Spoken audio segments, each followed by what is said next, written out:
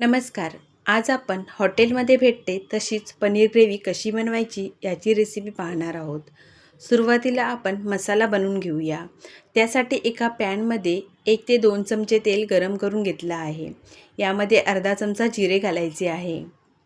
जिरे व्यवस्थित तडतडले की यामध्ये आपण कट करून घेतलेला कांदा घालूया. इथे मी पाव किलो पनीरसाठी ग्रेव्ही बनवत आहे, तर एक कांदा कापून घेतलेला आहे. आता यामध्ये 7 ते 8 लसणाच्या पाकळ्या आणि 1 इंच आलं घेतलं आहे. आता हे व्यवस्थित आपण परतून घेऊ. कांद्याचा कलर हलकासा चेंज झाला की यामध्ये कट करून घेतलेले 2 टोमॅटो ॲड करायचे आहेत. आता कांदा टोमॅटो व्यवस्थित आपण परतून घेऊ.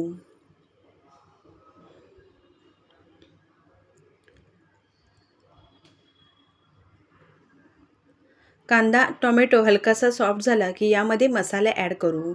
त्यामध्ये अर्धा चमचा हळद, 1 चमचा लाल तिखट, 1 चमचा धने पावडर, अर्धा चमचा भाजीचा मसाला आणि पाव चमचा गरम मसाला घालायचा आहे.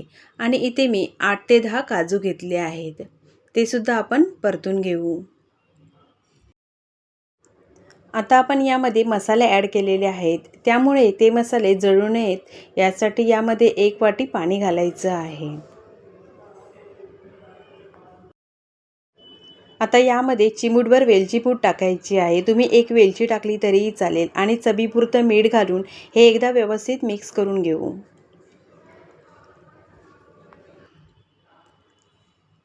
आता यावर झाकण ठेवून 5 मिनिटे याला व्यवस्थित शिजून घ्यायचं आहे.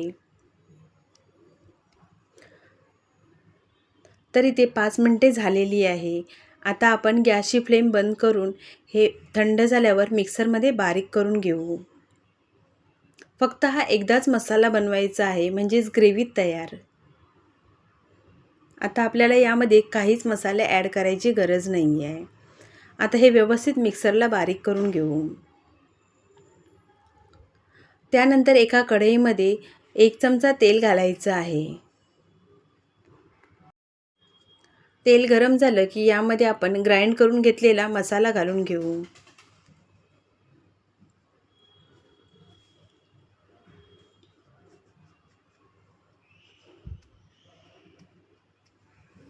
तुम्ही यामध्ये तुमच्या आवडीनुसार पाण्याचा वापर करू शकता. मी थोडी घट्टसर ग्रेव्ही बनवणार आहे, त्यामुळे मी कमी वापरत आहे पाणी.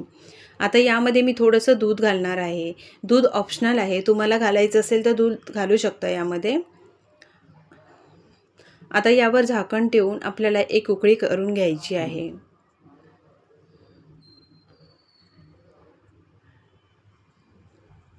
इथे बघा व्यवस्थित मसाला तयार आहे. आता यामध्ये आपण पनीर ॲड करूया. इथे मी पाव किलो पनीर कट करून घेतलेला आहे. तो आता आपण यामध्ये घालणार आहोत.